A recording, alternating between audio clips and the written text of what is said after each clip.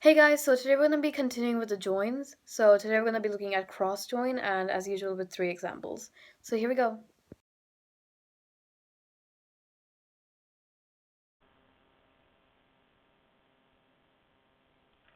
Okay, so today we're going to be looking at cross join.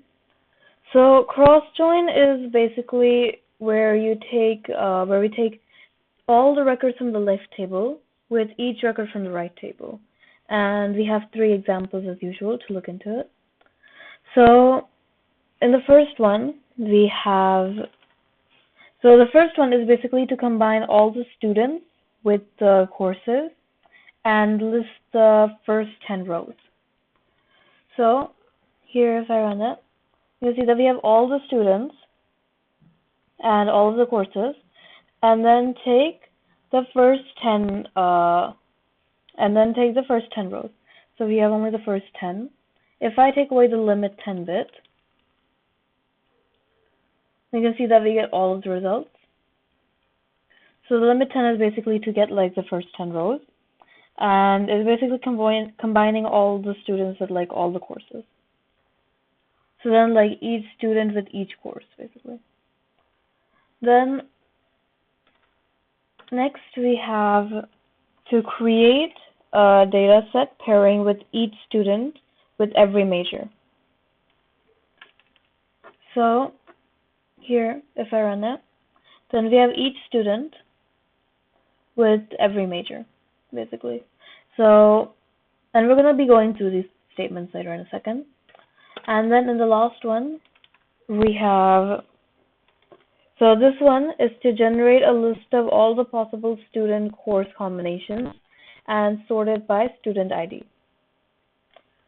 So this one, so we have all the different possible like student course combinations and then sorted by student ID. So like we have student 1, then Alice, so that was basically student 2 which I renamed to Alice, and then all the way down to the last student, so student 50. So here we have select name, course name, so we have name from the students and then course name from courses, and then it's like cross join. So order by student ID is basically just to order by student ID. That doesn't have anything to do with cross join specifically. But the cross join is basically like all the records from the left table with each record from the right table. So in this case, the left table would be students and the right table would be courses. So it's with all the records from the students table with each record from the courses table.